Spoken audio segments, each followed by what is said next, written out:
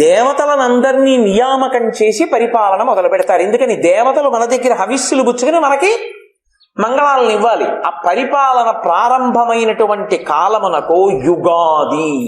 ఆ పరిపాలన ప్రారంభమైనది యుగాది. ఆ యుగాది చైత్ర శుద్ధ పాడ్యమి నాడు మొదలైంది. నేను ఉగాది అని మనం అంటాం. యుగాది, యుగము ప్రారంభమైంది, మళ్ళీ పునఃసృష్టి ప్రారంభమైంది. కాబట్టి అది పరమ పవిత్ర కాలం. అది నైమిత్తిక తిథి. ఇప్పుడు ఆ తిథి నాడు కొన్ని పనులు చెయ్యవలసి ఉంటుంది. ఏవి చెయ్యాలి అంటే మనం కాదు చెయ్యవలసింది, నిర్ణయం మనది కాదు. దానిని ఎలా వినియోగించుకోవాలన్నది చెప్పగలిగిన వాడు ఋషి. ఆయన చెప్తాడు. ఆ నైమిత్తిక తిథి నాడు మనం చెయ్యవలసిన దాన్ని ఋషులు నిర్ణయం చేశారు. దాని నాడు మనం యస్మాదర్శౌ, ఆ వర్ష ప్రారంభ కాలమునందు నింబకుసుమం అంటారు. నింబకుసుమం అంటే వేప పువ్వు. దాన్ని శర్కరాంల ఘృతైర్యుతం. శర్కర అంటే బాహ్యంలో పంచదార అని అర్థం ఉన్నా, యస్యాద్వర్షౌ, ఆ వర్ష ప్రారంభము అంటే ఆ సంవత్సర ప్రారంభము చైత్ర శుద్ధ పాడ్యమి నాడు మనం 4 పదార్థములను కలపాలి. ఏ 4 పదార్థములు? నింబకుసుమాన్ని శర్కరాంల ఘృతైర్యుతం. శర్కర అంటే బాహ్యంలో పంచదార అర్థమైన బెల్లంతో కలపాలి. ఆ బెల్లం కొత్త బెల్లం వాడతారు. ఎందుకంటే సంవత్సరాది నాటికి చెరుకు నుంచి పిండిన దోషం వదిలిపెట్టేస్తుంది. ఆ బెల్లాన్ని, కొత్త బెల్లాన్ని ఆ రోజున మొదలు పెడతారు. మంగళద్రవ్యం అది. బెల్లం పరమ మంగళద్రవ్యం. అందుకే జీలకర్ర బెల్లం కలిపి నూరుతారు. మీరు ఏం నైవేద్యం పెట్టండి, పళ్ళెంలో బెల్లం ముక్క ఉండాలి. పళ్ళెంలో బెల్లం ముక్క ఉంటే నిలవదోషం ఉండదు. బెల్లం ముక్క లేకపోతే నిలవదోషం ఉన్నట్టు. మీరు ముందు రోజు తీసుకొచ్చి పళ్ళు ఇంట్లో పెట్టుకుని మర్నాడు నైవేద్యం పెట్టినా తప్పే, నిలవదోషం ఉంది. ఒక్క బెల్లం ముక్కే ఈశ్వరుడు నిలవదోషం లేని పదార్థంగా స్వీకరిస్తాడు. కాబట్టి మంగళద్రవ్యం కాబట్టి బెల్లాన్ని కలపాలి. దేనికి? ఆమ్ల, కొత్త చింతపండుతో కలపాలి. చింతపండు దహనదోహదకారి, మంట పుట్టిస్తుంది, ఆకలి పెంచుతుంది. కాబట్టి కొత్త చింతపండు రసంలో ఈ నింబ పుష్పాన్ని అంటే వేప పువ్వుని, చింతపండు రసాన్ని, ఘృతైర్యుతం ఆవు నీతిని కలపాలి. కలిపి ఎప్పుడు పుచ్చుకోవాలి? ప్రాతకాలంలో అంటే పూర్వయామేస్య అంటే సూర్యోదయం అయిపోయిన తరువాత పుచ్చుకుంటే దాని ఉపయోగం ఉండదు. సూర్యోదయాత్పూర్వము పుచ్చేసుకోవాలి ఆ ప్రసాదాన్ని. అంటే మీరు ఎప్పుడు లేవాలని దాని అర్థం? సూర్యోదయాత్పూర్వము 4 గంటలకి బ్రహ్మముహూర్తంలో నిద్ర లేచి మంగళ స్నానం చెయ్యాలి. మంగళ స్నానం అంటే అభ్యంగనం అంటారు. అభ్యంగనం అంటే నూనె తల మీద పెట్టుకోవాలి. నేను పెట్టుకోకూడదు. నాకన్నా పెద్దవాళ్ళు నా తల మీద నూనె పెట్టాలి. ఒక్క కారణానికి అనుమతిస్తారు. ఇంట్లో తల్లి, తండ్రి, అత్త, మామ ఎవరు లేకపోతే అది పెద్దరికం అన్న మాటకు అర్థం ఏమిటంటే పిల్లలు తమ తల మీద నూనె తాము పెట్టుకోవలసిన దుర్గతి కలగకూడదు. అత్త, మామ, తల్లి, తండ్రి బతికుండగా అది పెద్దరికం. వాళ్ళు పెట్టాలి. ప్రతి మంగళ తిథుల యందు కూడా నీటి యందు గంగ ప్రవేశిస్తుంది. తైలే లక్ష్మి, జలే గంగా, జలముల యందు గంగా, తైలమునందు లక్ష్మి ప్రవేశిస్తారు. అందుకని ఆ లక్ష్మి మూర్ధన్య స్థానమునకు తగలాలి. అందుకని నూనె పెట్టుకుని తలమించి స్నానం చెయ్యాలి. తలమించి స్నానం చేసి ఉంటే కొత్త బట్టలు కట్టుకోవచ్చు. ఈశ్వరుని యొక్క ఆరాధనము సూర్యోదయాత్పూర్వం పూర్తి చేసేసి మొదట ఆయనకి నైవేద్యం పెట్టాలి. నైవేద్యం పెట్టి యద్వర్షాదౌ, ఆ ప్రారంభ తిథి నాడు పూర్వయామేస్య, ఆ పూర్వయామమునందే చీకటి విడిపోయినటువంటి కాలమునందే ఎవరైతే వేప పువ్వుతో కూడిన ఆ పదార్థాన్ని పుచ్చుకుంటున్నాడో వాడికి ఆ సంవత్సరము సుఖాన్ని ఇస్తుంది. అందులో మామిడికాయ ముక్కలు ఒకటి కలుపుతూ ఉంటారు. మామిడికాయ ముక్కలు కలపమని శాస్త్రంలో లేదు, కానీ కలుపుతారు. ఎందుకు కలుపుతారో తెలుసా? ఒక్కటే కారణం. మామిడి చెట్టుకు ఒక్కదానికే సంస్కృతంలో రసాలము అని పేరు. రసోవై సహా అని పరమేశ్వరుడికి పేరు. రసాలము అంటే పరమేశ్వరుడే. ఆ పేరుతో ఉన్న చెట్టు సృష్టిలో మామిడి చెట్టు ఒకటే. మామిడి చెట్టంత, మామిడి కాయంత నిలవ శక్తి కలిగిన కాయ మీకు ఇంకొకటి కనపడదు. అందుకే ఇప్పుడు వచ్చిన ఊరగాయ వచ్చే ఏడాది వరకు పెట్టుకుని ఉంచుకుంటారు. కాబట్టి మామిడి కాయ యందు అంతటి ఔషధీతత్వం ఉంటుంది. అందుకే మామిడి పండు రసం పరమేశ్వరుడికి అభిషేకం. ఆ మామిడి చెట్టు 4 కొమ్మలతో 4 వేదాలై ఏకాంబరేశ్వర క్షేత్రంలో కంచియందుంది. కంచియందు కళ్యాణ తిథి వస్తే మహానుభావుడు పరమాచార్య స్వామి వారు 4 వేదాల పండితుల్ని 4 కొమ్మల దగ్గర కూర్చోబెట్టి 4 వేదాలు చదివించేవారు. ఎందుకని? ఆ చెట్టు ఎక్కడుందో అక్కడే వేదం ఉంది అని గుర్తు. వేదమే 4 శాఖలై వచ్చింది. అటువంటి మామిడికాయ ముక్కల్ని కలిపితే మరింత మంగళప్రదం అవుతుందని మామిడి ముక్కలు కలుపుతారు. కలిపి ఇప్పుడు దాన్ని ప్రసాదంగా తెలిసున్నవాడు తెలియనివాడు అందరూ ఆ ప్రసాదాన్ని లోపలికి పుచ్చుకోవాలి. అందులో నింబ కుసుమం ప్రధానమైనదేది అంటే నింబ కుసుమం, వేప పువ్వే అత్యంత ప్రధానం.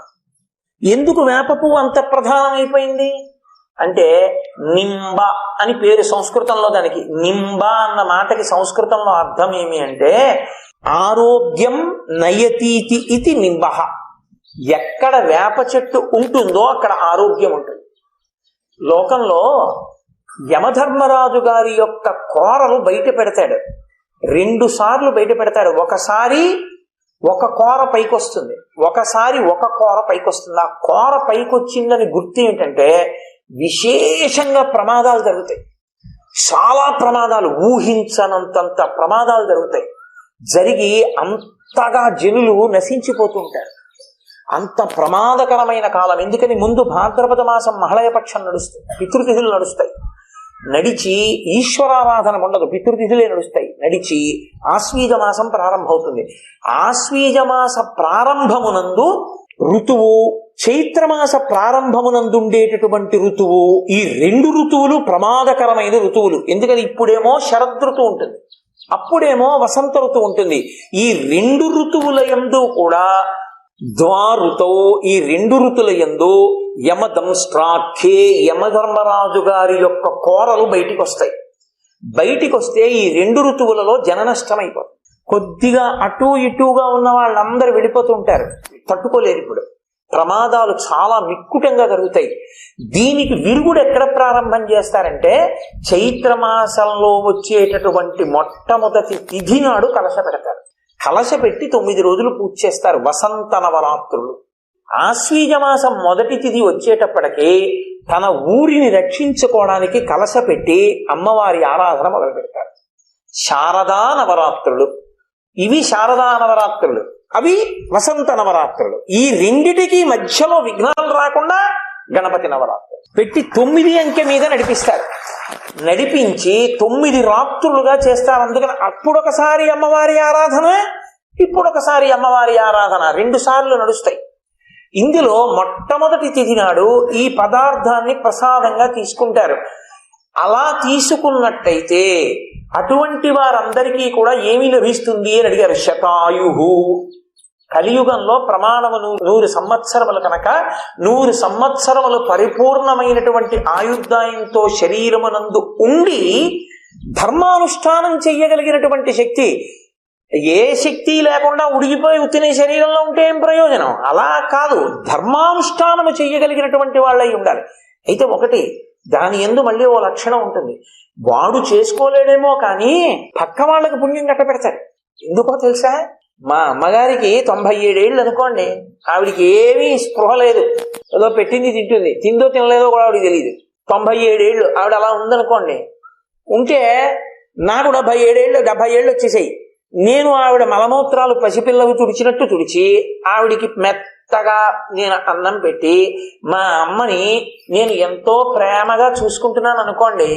ఇప్పుడు నా ఖాతాలో ఏం వేస్తారంటే భూ ప్రదక్షిణ శక్కేన 7 మాటలు ప్రతిరోజు ఈ భూమండలానికి ప్రదక్షిణం చేశానని, కాశీ యాత్రాయుతే దచ, నేను ప్రతిరోజు కాశీక్షేత్రంలో విశ్వనాథ దర్శనం, విశాలాక్షి దర్శనం చేసి వచ్చానని నా ఖాతాలో వేస్తూ ఉంటారు. అందుకే అనారోగ్యం పాలైన అమ్మ నాన్న ఇంట్లో ఉండడం బిడ్డల అదృష్టం. అది బిడ్డల అదృష్టం. ఆ అదృష్టాన్ని తెలుసుకోని వాడికి అంత పాపం పడుతుంది. పెద్దదైపోయింది, అమ్మ బరువు అయిపోయింది అనుకున్న వాడికి, పెద్దదారు అయిపోయారు, నాన్నగారు బరువు అయిపోయారు అనుకున్న వాడికి వాడు ఏం చేస్తే వస్తుంది ఆ పుణ్యం? కాబట్టి తనకున్న ప్రయోజనాన్ని గుర్తించుకోలేని పాపం వాడి ఖాతాలో వేస్తాడు.